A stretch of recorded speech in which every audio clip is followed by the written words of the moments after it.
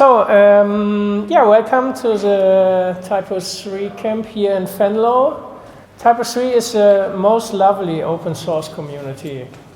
I think I know a lot of open source communities, and this is a quite nice people association. So I'm very proud to be here, and thank you for the organization of this camp. It's not so easy in times from Corona and after Corona to reactivate all the seats, and yeah, you also think about tickets in the time before. So we have here a lot of chairs, a lot of empty chairs, and it's super hard to build all this marketing and everything, and then unless there are 20 people or anything like this. So give them special double honor on Twitter and do anything what you can do to reactivate this open source and knowledge transfer. We will learn here a lot more from than on YouTube tutorials and anything else. So, my name is Roland. I'm from Germany. I'm focused on killing bugs, and I'm QA engineer on a shopware company and have an own trademark. It's never code alone. I want to bring people together to code to work on more quality. I believe that bad software quality or legacy code will damage your mental health. And I have something like this years ago, and so make clean code for you, for colleagues and everybody who is out there. So today, my topic is Cypress.io end-to-end website testing. Is here anybody who never sees some end-to-end website testing before? Okay, so very good that you are here. And I will show you how to start with this in one line. And all the others, what is your experience on end-to-end test? Do you see it or do you use it? Is there anybody who is using end-to-end tests as tool on work? We want to integrate it in our deployment process. Okay, you want to integrate it in your deployment process? Can you also believe that it's an important tool for your own work on your local machine? Of course. All the tests, not only unit tests, but real tests, use case tests. Okay, end-to-end is from the one end, the browser, to the lastest code line in your application, and it's also testing infrastructure. And if services are available on this time, you have many external services like cookie consistent banner or anything else, and it also can be that they have a response time about 30 seconds or something like this. And you can use end-to-end testing also as a monitoring, so you can check every 2 hours if a user can register to your shop and buy something. And so the most bugs that we detect are not on the developer impact, so it also has to be with infrastructure. So this is also an argument to bring this topic forward in your companies. Is Cypress? By the way, do we need English? My English is like a train. It's going over everything. Or do you also can speak German? My German is really bad. Okay, then I try my best. International speaker.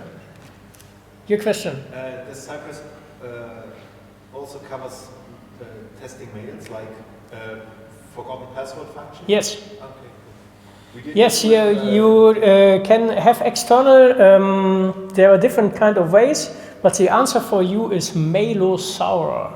It's like a dinosaur, it's an external API where you can send data. When you come to my second session, I will show you if you want. Okay, so This is the target of end-to-end testing, to prove it's running. This is the thing. Everything runs. Not only your new feature, everything of your application is running. So automate all the things, a developer instinct. When you say this tests normally are 15 times faster than manual testing. Later when you will see a test, you will see that it's much faster. You can believe that when you have multi-step forms and you every time will write something in this form and trigger the validation if the password is strong enough, or if it's an email, or if you have the right city for the country or whatever on validation you have on your system, you have to check all the validations and all the possibilities every time when you make some little change. We know that when you want to have a new plate for your car, a new Kennzeichen, I don't know the word now, a new ID, number plate for your car, then you have to make your birth date there. And there was a developer who think about a validator, and then he said, it's not false. The question was, if it's not false, and he say, hey, maybe you can simply do a true. It's the same, not false is true. So let's just change here some line and push it to the world. And then on a multi-step form on page 5, the validation of the birth date failed because empty birth dates and irregular birth dates go through it, and a valid birth date was rejected. And that was this error. And who was testing it on page 5? And then it was in the live system. And you can believe when you make your things on this web page as a user, and on page 5 your birth date is not accepted, you will cry, yes. So the little things, and you test anything super fast.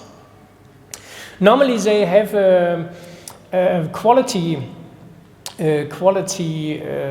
team that checks everything 2 days long. And this test was working in 50 minutes. And yeah, that was a big benefit because they said, thank you, that saved my life. And makes me happy. Sometimes people think end-to-end tests, there are some horror mythos, I know the word mythos now, that they are flunky. When you make any change to your page, directly your end-to-end test will fail. When you remove some elements, they will fail, and your page is working well, and just your tests are not so good, and they are not fast, and it's not working in our infrastructure, and we don't have time for it, or whatever. And I want to clear up the things. Have to go a bit faster.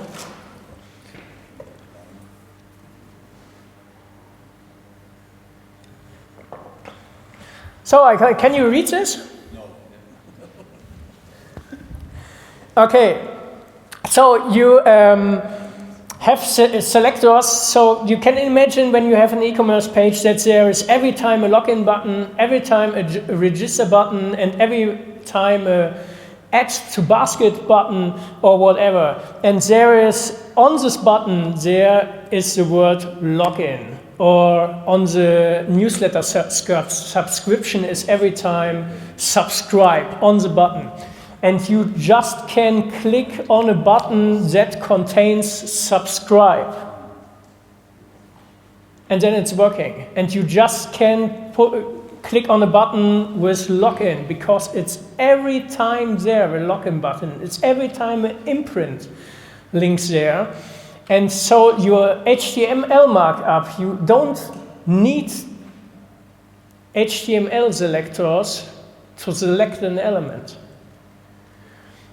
There's another way, and people say, hey, we need this data sci attribute or data quality attribute, and build in all this, everything where I want to click with my tests or where I want to fill something with my tests, please make their data attributes on this element. I'm working on projects that releases every 3 months. Now you can imagine when I say, please make their data attribute on it, then I have to wait 3 months for it. And after this 3 months, maybe I want to change something, or I go to the front-end team and say, every time where somebody can click on an element, please make a data element for me in there. And then they have on every code line of the HTML, they have data sci. It's everywhere. It's horror. Please do not go this way. It will help nobody. Make fast and good tests that detects bugs. Don't cover anything in every edge case. And look forward to a simple registration. When this is working, this is cool. Make tests like this. Here's a testing video, but I want to set up tests. But by the way, never code alone on YouTube. I do a lot of things. Everything of my work is open source. Everything I do is open source. I believe in open source. Make on every step of my life videos, and hope that it helps other people to gain knowledge. And we have some projects, and you will see some projects. The other thing is the infrastructure.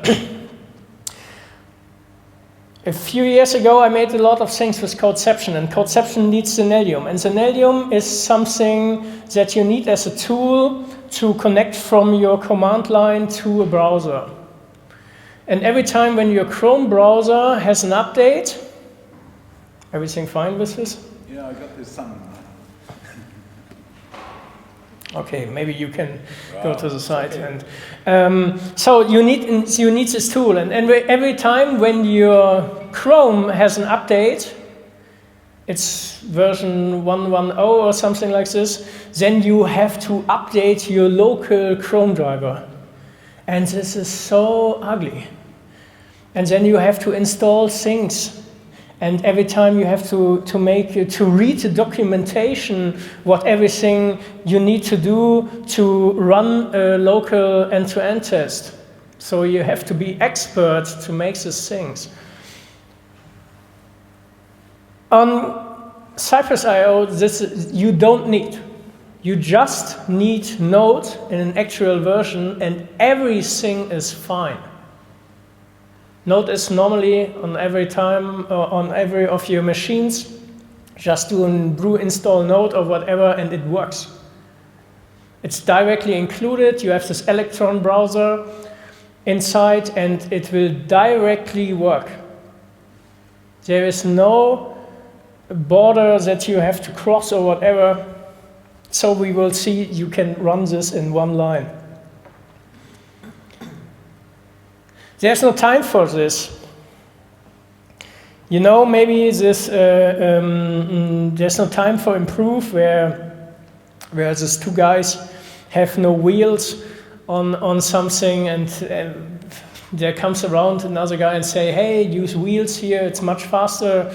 And then they say we don't have time to improve something. And there is enough time for it, because every time when you run tests, it will save time. I have a client, it's a car house, and we have their filters for new cars, kilometers and whatever, and also validate the count of the cars. and compare it live with the mobile DE page. And this we are doing every morning at 7 o'clock. And then we see this invoice and see 12 hours for automated testing. I never ordered it.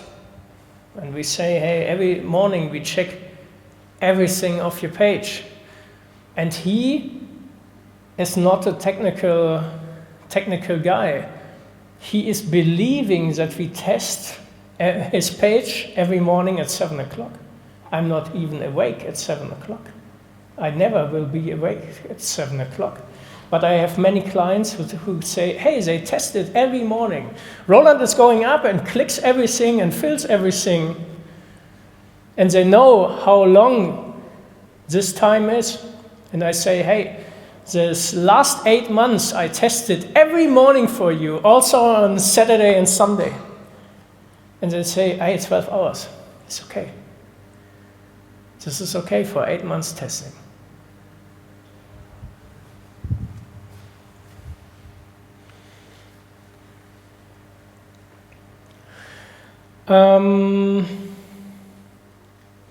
So I think most of the topics that I want to explain, I have already done. It brings you a lot of quality in your life. It makes you have more time for important things. Testing is not an important thing.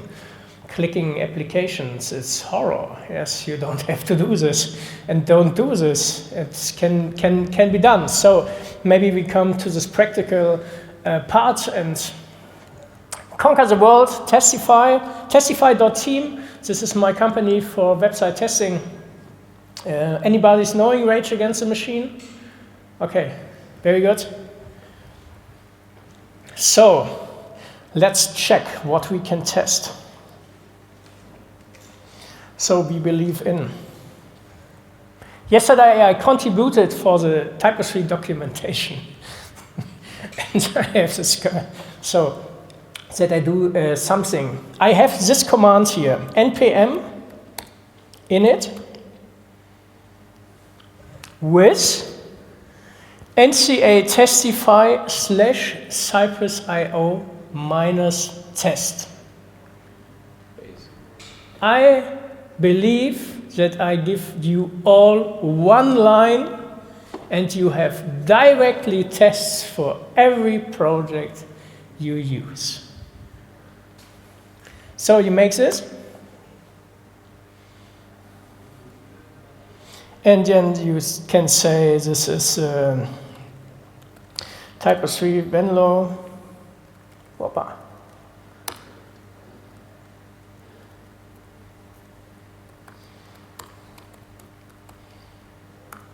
Website testing.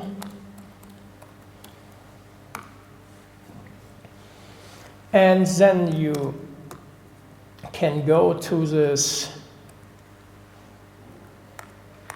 folder, make an npm install.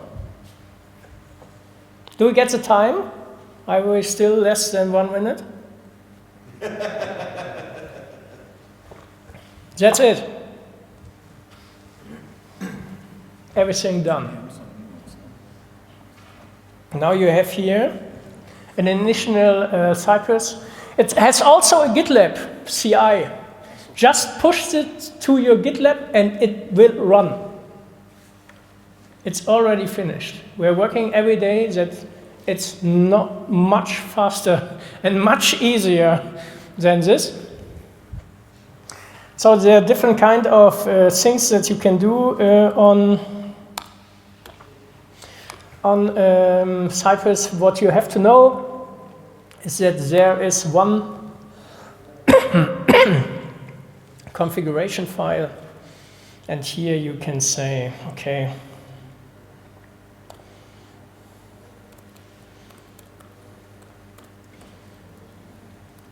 .de, maybe no trailing slash. This is the only important thing. Just put in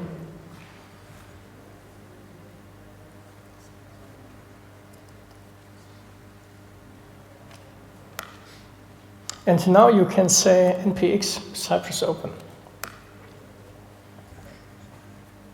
And then you have this magic tool.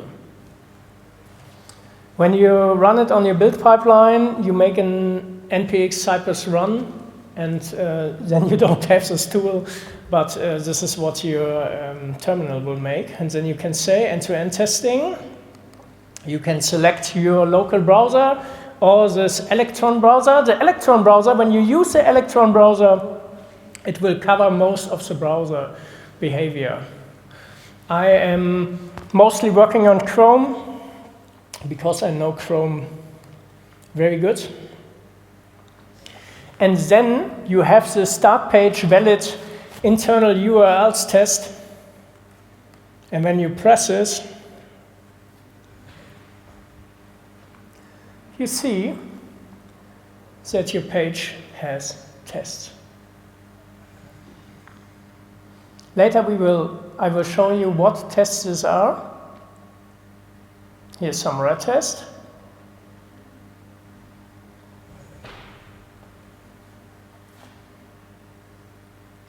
And that's it. So the thing about this tool here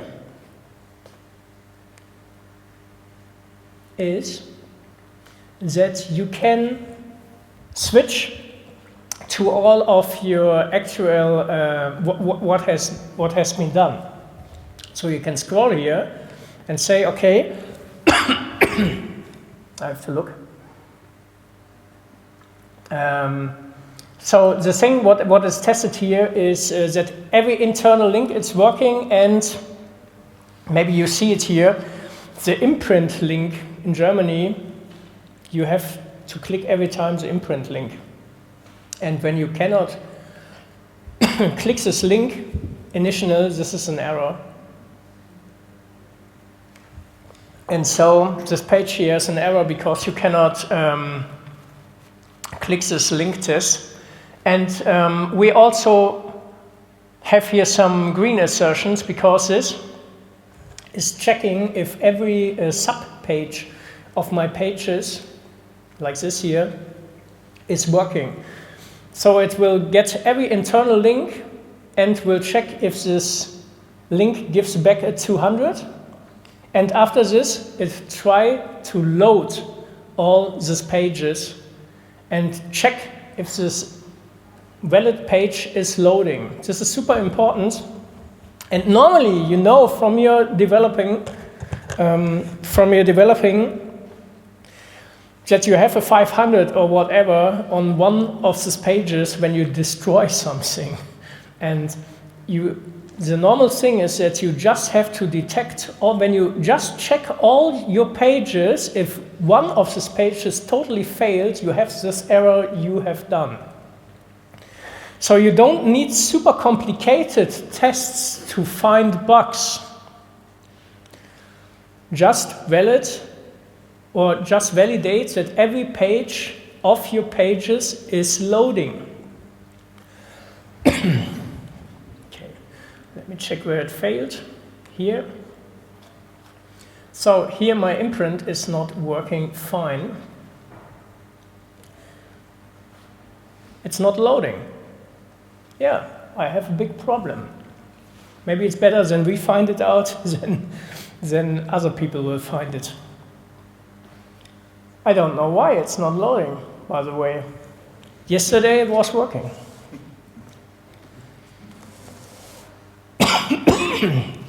So let me check some other tests. Talk too much.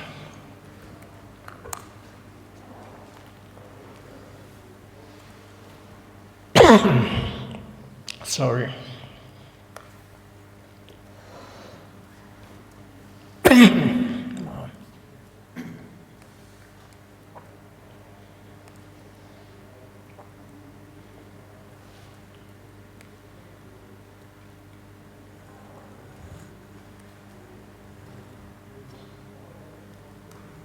You have here the cinema. Imprint is valid. And now it's checking for every of these pages if the autocompletion will work. And you see that the autocompletion for one film was not working. It's directly in the live system. And now it validates every movie if the movie details have if there is everything fine. For every movie. And you see how this works. And this is amazing. You can sit there the whole day and look this stuff. I love it. It's your work, what you have normally to test.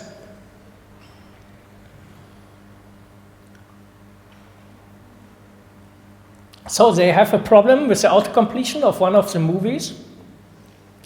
We can tell them that they have the problem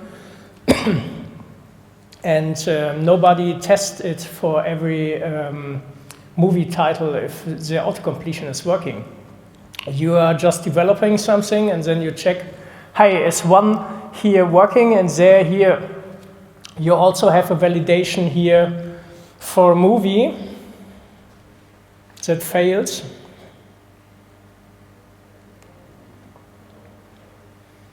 Because sometimes it could be that there is no description or something like this. Editors can destroy pages.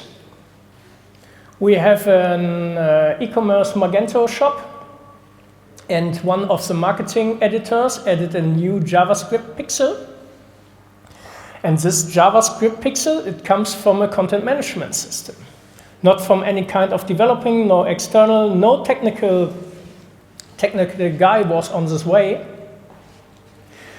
And then every JavaScript is destroyed on your page because there is a new JavaScript pixel and it will destroy all your JavaScript. And we have a test that checks when you add an item to your basket and count it up, like you buy 3 tickets or something.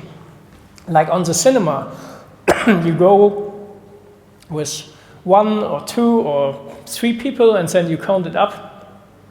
And when JavaScript is not working, there is no counting up on this checkout card on the right side. You add 3 items and the price is not going higher.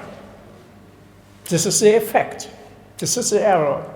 When you go to the submit, when you go to the checkout, everything is fine. But when you are a user, you think, hey, here's something wrong. Would I buy there? Is this working? And so you have this really simple tests that just validate your live system and believe in destroying. Editors are destroying live systems. We have here some page, and this is the last thing I want to say or want to show.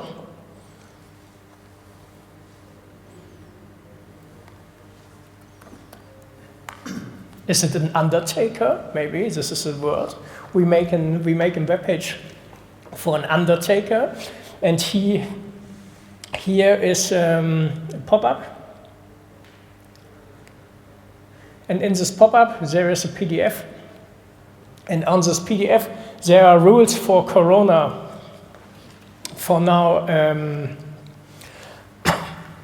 And they update this thing and do some magic stuff on this media library. So this link was not working.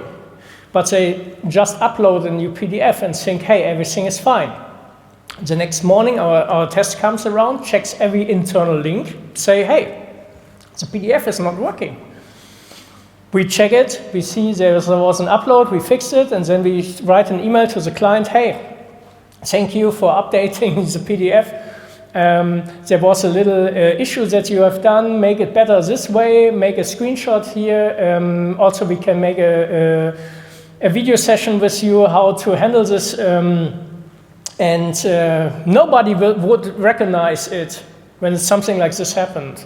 But our tests will find this. And this would be found by this initial tests. So That was it from me. Thank you for your audience. Do you have any questions?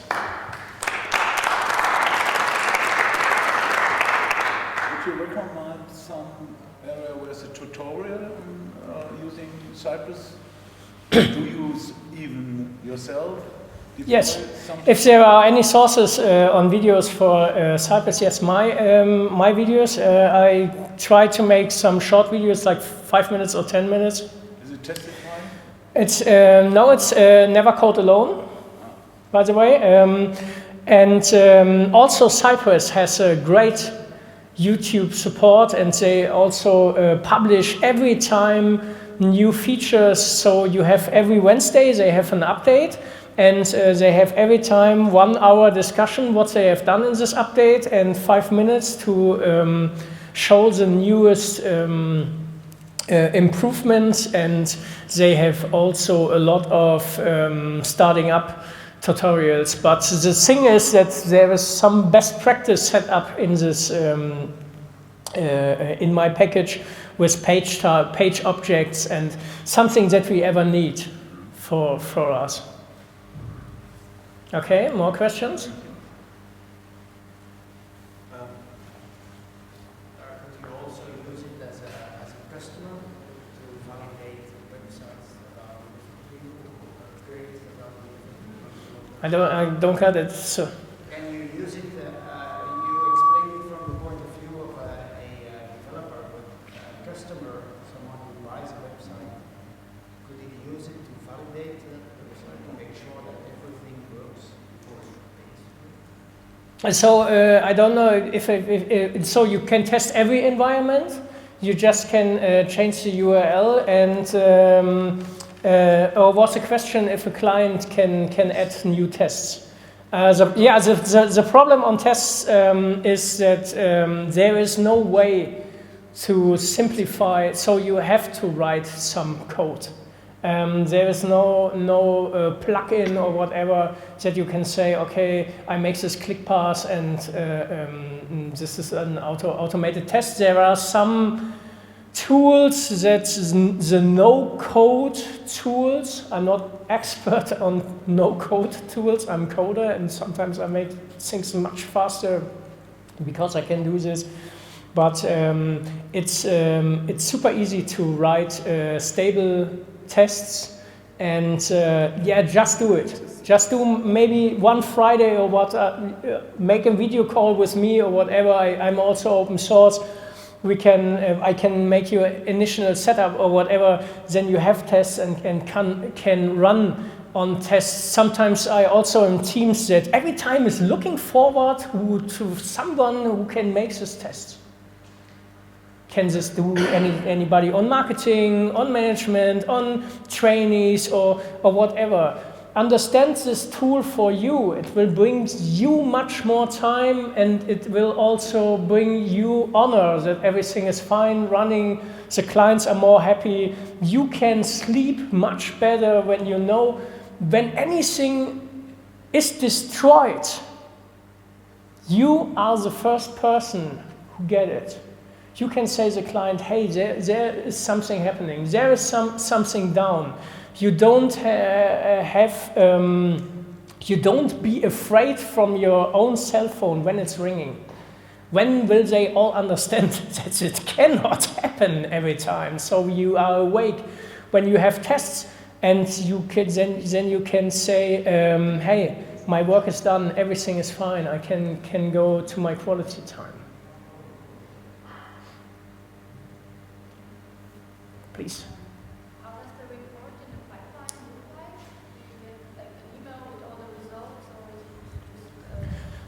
So we report. So it's GitLab or whatever you use. You have integrations in Slack, Teams, whatever you want, and you can say only give me the fail pipelines, and then you just get this fail pipeline, and then you can click on it, and then you directly have a screenshot and a video. It's super easy to, and this is also the thing. When you have a registration and your registration is not working, then the client or marketing or whoever figure out that your registration is not working.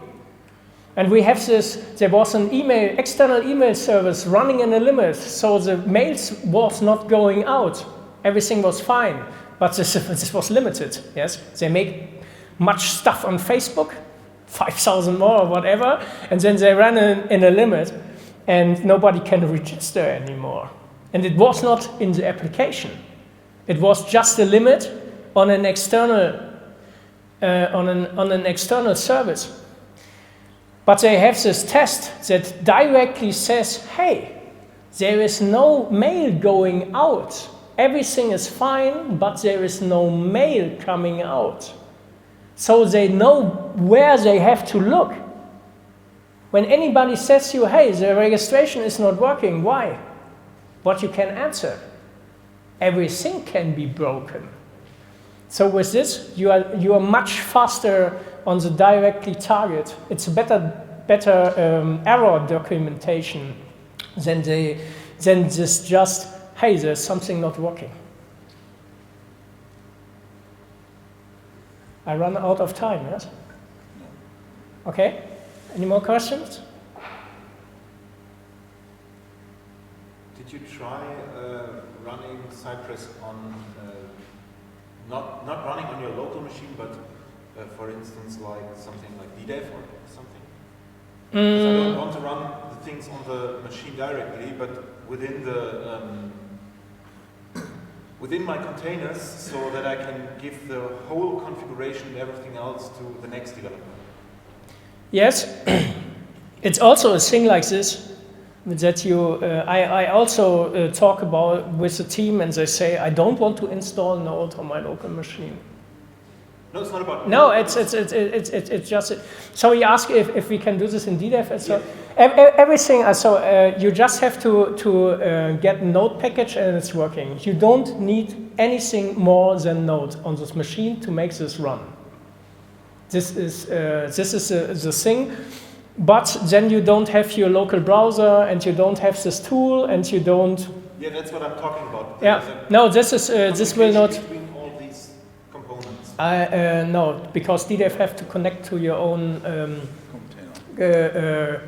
to your Chrome. Roland? You can also use a Docker container with Cypress installed.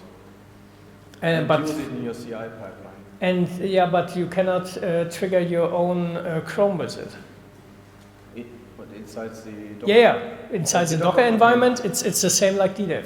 Sure, you can make a run with green and red. You can do.